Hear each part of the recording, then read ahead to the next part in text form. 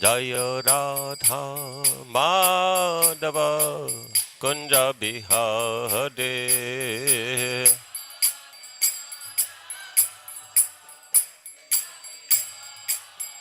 Jaya Radha Madhava Kunja Bihare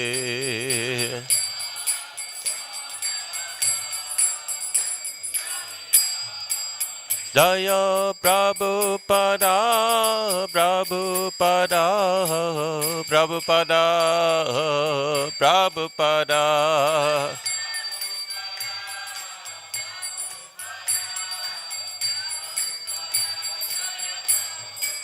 Hare Bol, Hare Bol, Hare Bol, Nitai Gora, Hare Bol.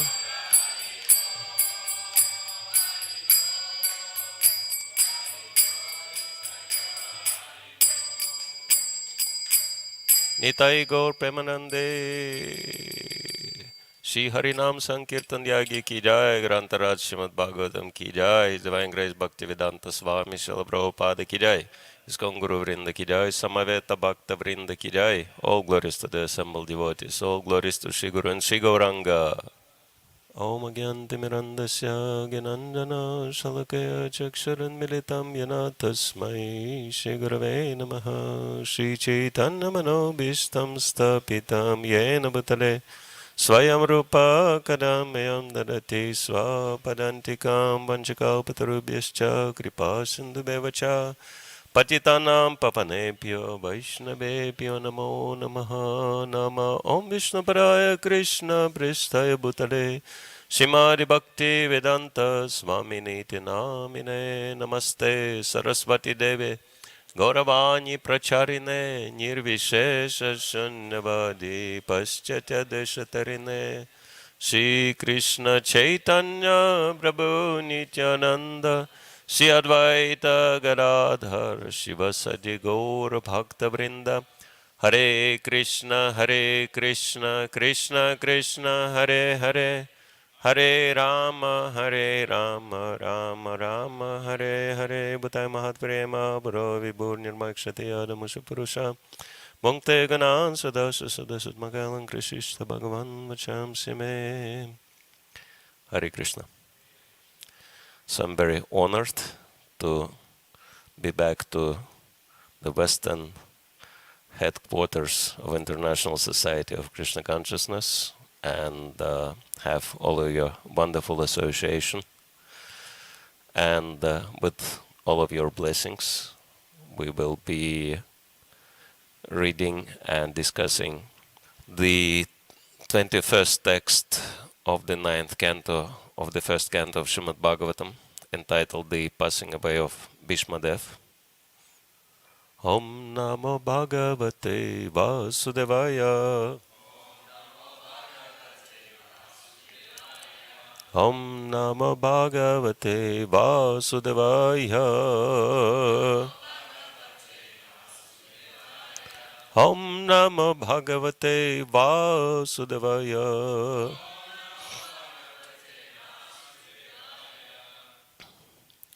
Sarva-ātmanaḥ sama-dṛśo. Sarva-ātmanaḥ sama-dṛśo. advayasya anahaṅkṛteḥ. advayasya anahaṅkṛteḥ. tat-kṛtam mati vaiṣamyam. tat-kṛtam mati vaiṣamyam. niravadyasya na kvacit. niravadyasya na kvacit. sarva-ātmanaḥ sama-dṛśo. advayasya anahaṅkṛteḥ. tat-kṛtam mati vaiṣamyam. niravadyasya na kvacit. Please. Sama-dṛśo. sama-ātmanaḥ tat-kṛtam vaiṣamyam niravadyasya kvacit sarva-ātmanaḥ, of one who is present in everyone's heart. Sama-dṛśaḥ, of one who is equally kind to one and all. He, certainly. Advayasya, of the Absolute. Anahaṅkṛteḥ, free from all material identity of false ego. Tat-kṛtam, everything done by him. Mati, consciousness. Vaiṣamyam, differentiation. Niravadyasya, freed from all attachment. Na, never. Kvacit, at any stage. Translation purport by His Divine Grace A.C. Bhaktivedanta Swami. Srila Prabhupada Ki Jai. Being the Absolute Personality of Godhead, He is present in everyone's heart. He is equally kind to everyone, and He is free from the false ego of differentiation. Therefore, whatever He does is free from material inebriety. He is equibalanced. Purport. Because He is absolute, there is nothing different from Him. He is kaivalya, there is nothing except Him.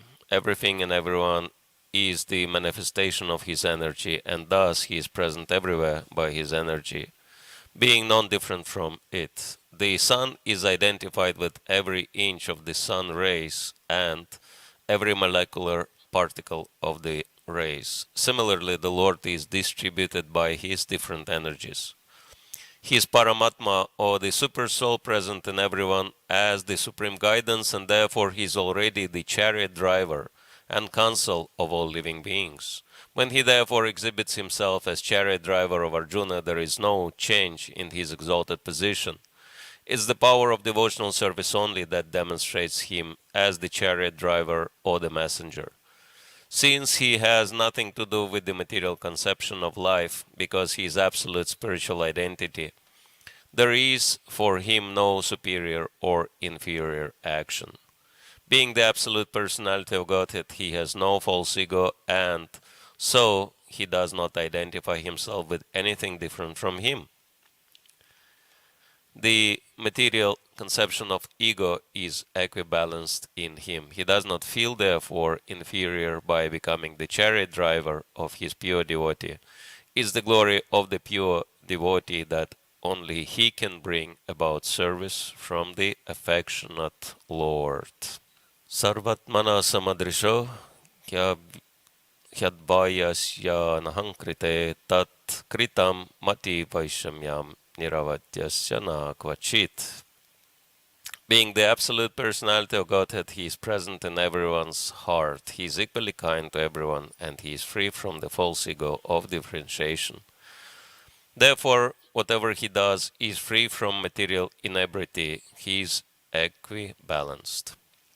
This is another very wonderful prayer or statement made by one of the Mahajans, Bhishmadev, glorifying the Supreme Lord. Srila Prabhupada gives amazing purport to this verse, glorifying not only Krishna but his devotees as well, such as Arjuna. And this is what Bhakti Shastri, especially Bhagavatam, are about, to glorify the Lord and His devotees. The glory of Krishna consciousness is such that this process is eternal, and we might hear the scripture and think, oh, there were such great devotees in the past, but know that there are so many great devotees in the present, and in the future there will be so many wonderful devotees. But the thing is that sometimes, due to being too close or too familiar with great devotees, we might not be able to appreciate that greatness in the same way as you stand too close to the picture. Like we have so many wonderful pictures here in the temple room made by devotee artists, and it's really amazing how gifted they are, how many gifted souls we have in this moment. But if you put your nose to the picture, I doubt you would be able to see very much. So in order to really appreciate the picture, you have to stand back a little bit.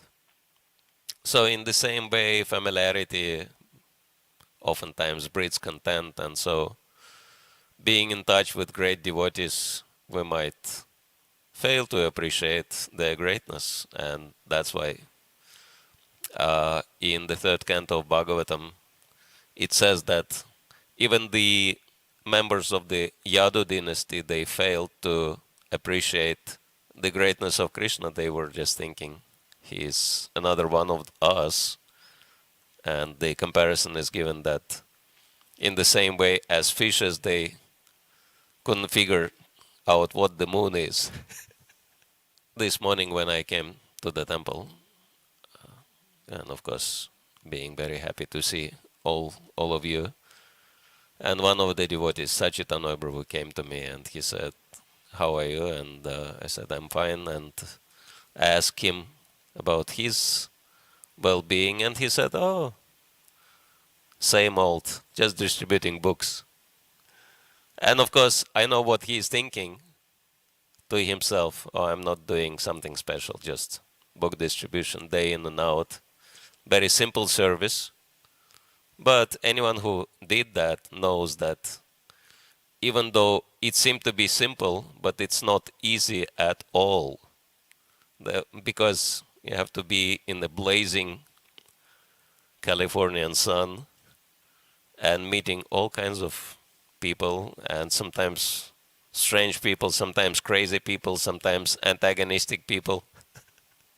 So it's not at all, I mean, it's not easy to do it physically and mentally. And for someone doing that service for so long, like Sachintana Prabhu, Brigupati Prabhu, a number of other devotees, actually decades together, the only thing I can think of is the symptoms of bhava described in Nectar of Devotion. One of the main symptoms is steadiness in service. So, but yeah, sometimes this is how it's happening, that we appreciate devotees only after we become separated from them or lose their association. Of course, here in this purport, Srila Prabhupada, actually this is very amazing that somehow or other I was asked to give class on this particular verse, because one quote from the purport, one passage from this purport I quoted, I don't know how many times, because it's part of my Bhagavad Gita crash course. Bhagavad Gita in 1.5 hours. And this statement is so precisely capturing the relevance of Bhagavad Gita for us. And it's quite interesting how in the very beginning of the first canto, the connection with Bhagavad Gita, connection between Bhagavad Gita and Bhagavatam is established. Of course, there is historical connection as well, because Srimad Bhagavatam is nothing but extension of Mahabharata, and the most important part of Mahabharata is, of course, Bhagavad Gita. And therefore, every single statement made in Bhagavad Gita is so amazingly illustrated in Bhagavatam. And Srila Prabhupada reveals very subtle truths in his purports, such as in this particular purport, explaining what's Krishna's position Because sometimes we might think, what is the relevance of like Bhagavad Gita in my life? Because it's been spoken more than 5,000 years ago. It's been spoken to the to the Prince Arjuna. It's been spoken on the battlefield. Krishna and Arjuna were sitting on the same chariot, and Arjuna was so fortunate because he had Krishna by his side, just next to him, funny enough, below him, because the charioteer, the chariot driver, is sitting below the warrior on the chariot. And so, actually, it's very interesting. The way how the driver tells the charioteer to drive either forward or left or right, because during the battle there is so much noise, right? No matter how loud you shout, even the person next to you would not be able to properly hear you. And so the system they use during the battle, because the warrior on the chariot is sitting higher and the charioteer is sitting lower, and so the warrior is actually tapping the charioteer on the shoulder with their feet. You know, if they tap the charioteer on the right side, it means go right. If they tap on the left, means go left. I'm not exactly sure what they do to say, you know, go faster or slower, but anyway, they have their own system. So this is what Arjuna was doing to Krishna. This is Krishna's humility. It's mind-blowing. And actually it's described that Krishna not only driven Arjuna's chariot, but he was also looking after the horses, washing the horses and feeding the horses and cleaning the chariot. So doing all kinds of menial services to his dear devotee. This is what Srila Prabhupada means by saying that he doesn't, the glory of the pure devotee, that only he can bring about service from the affectionate Lord. This kind of services that Krishna goes to any extent to serve his pure devotee.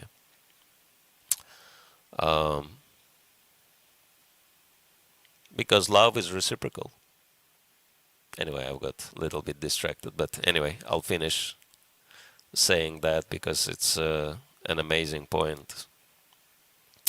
What kind of intimate relationships are existing between the Lord and his pure devotees, his loving devotees, that Krishna was driving Arjuna's chariot during the battle, and battlefield means the arrows are shot at everyone, and because Krishna was sitting in front of Arjuna, he was getting so many arrows at him, shot at him. And this is one of the verses, meditation verses of Bhishmadev, also appearing in this chapter, that he's meditating on Krishna, whose black hair became gray due to so much dust raised by the hoof of the horses, and his face and body was fully covered with sweat and blood, drops of sweat and blood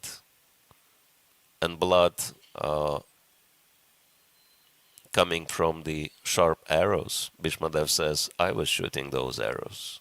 And so, but nevertheless, Krishna was smiling in ecstasy because he was so happy to render such an intimate service to his devotee. So it's amazing how Krishna is ready to go at any length to serve his pure devotee. And this is the power of devotional service. And there are so many instances, like Lord Chaitanya revealing to Haridas Thakur in Chaitanya Bhagavat, saying that Haridas, weren't you amazed that when you were beaten so heavily at the 22 marketplaces that you felt no pain when you were chanting Hare Krishna? And Haridas was saying, sure, yeah, it was very surprising. You know why? No, Lord, please explain to me. Because I covered your back with my own body.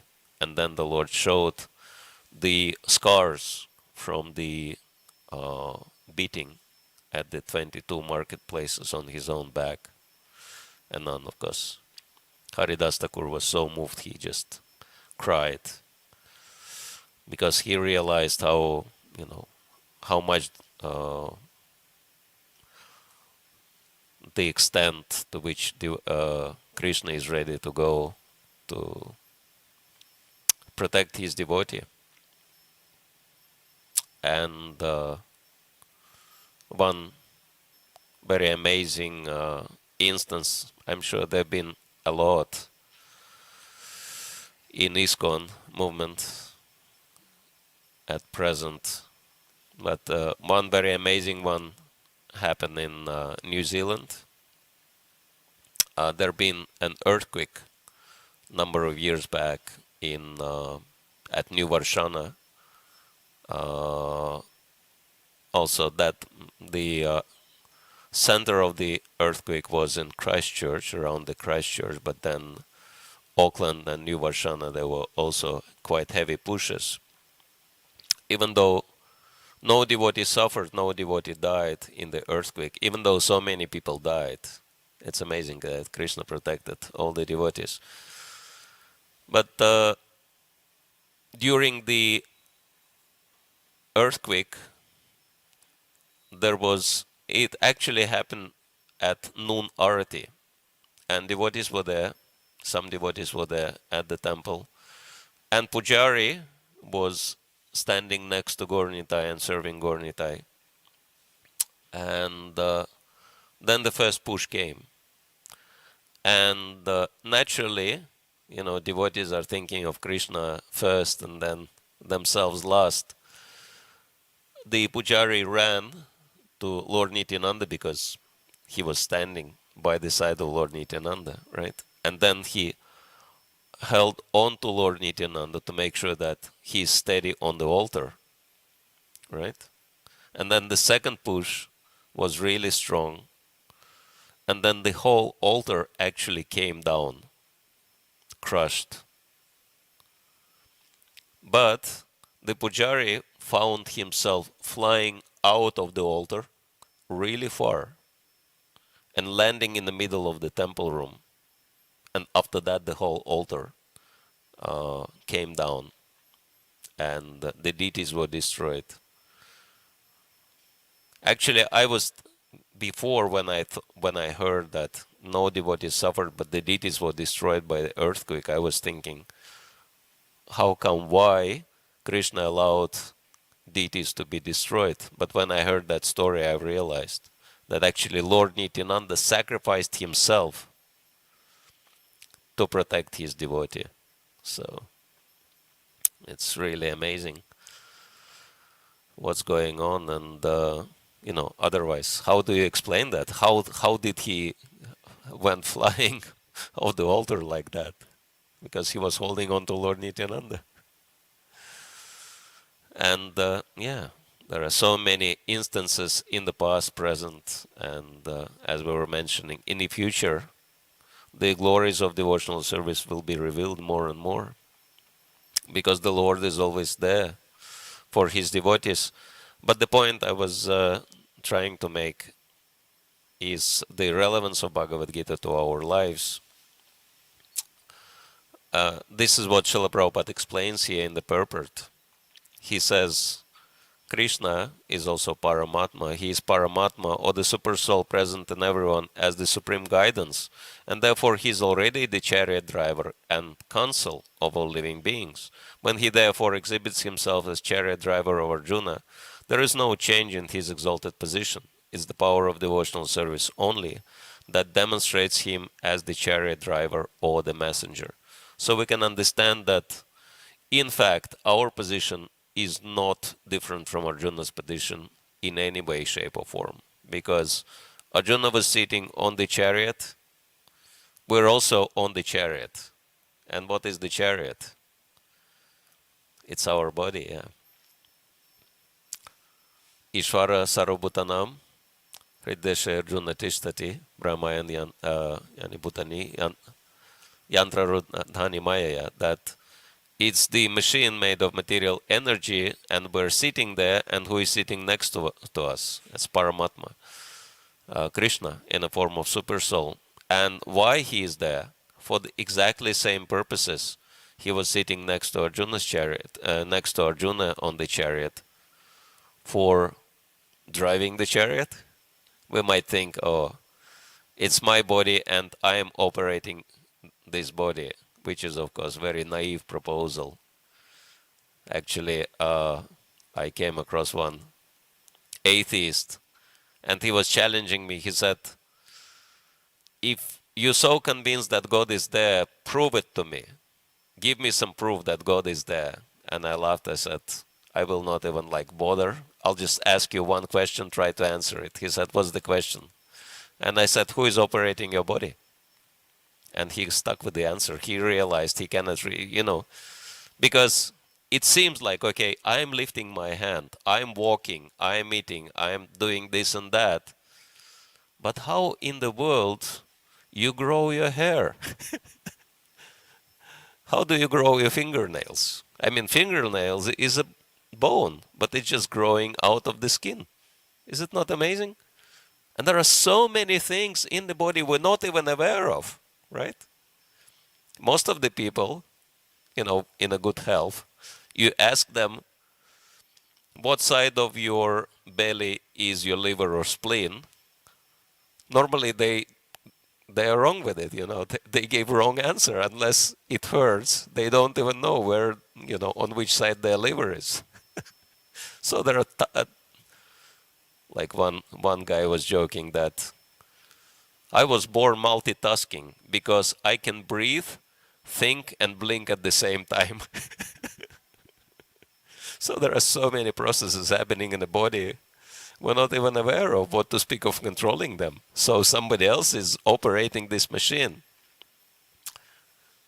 And so, the Lord is driving this chariot, not us. We're just desiring, like Arjuna, he was telling Krishna, please drive my chariot in the middle of the armies. So Krishna did that for him. And so our desires, Paramatma is just fulfilling them. And so this body is operating on the basis of our desires. Of course, if we mess things up, then Krishna might show who is the boss. Sometimes we desire and things do not happen, right? Because we have to realize who is the boss. Like there is a joke that there are two most important things in life to realize in life: that there is God and you are not Him, right? And Prabhupada put it very beautiful. In a beautiful form, he said, Krishna is God and you are not. And so,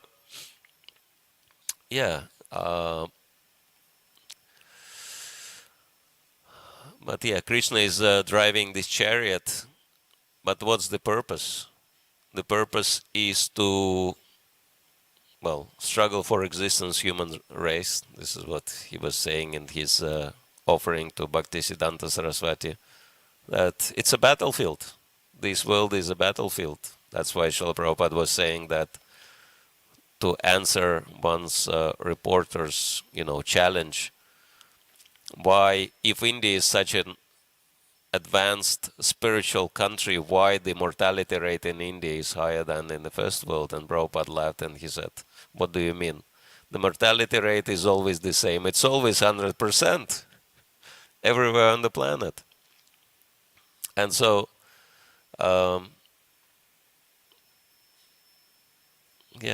struggle for existence. But if we want to actually emerge victorious, we have to follow Krishna's guidance. In the same way as Arjuna had to follow Krishna's guidance on the chariot to emerge victorious during Kurukshetra battlefield.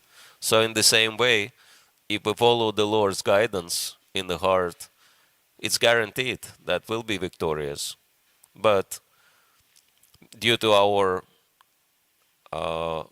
material mind, we may not hear the guidance of Paramatma in the heart, unfortunately, because mind is so loud. That's why Paramatma is appearing externally as spiritual master to guide us and train us to actually connect to the Lord and do what the Lord says, even without,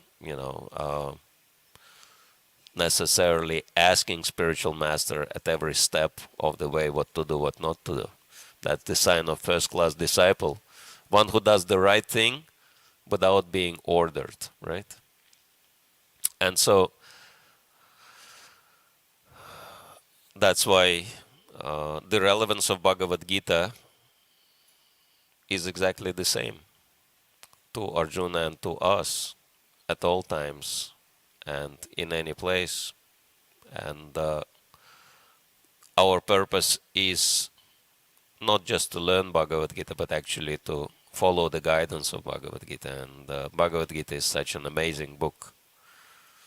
I was giving an example, material example, but still, that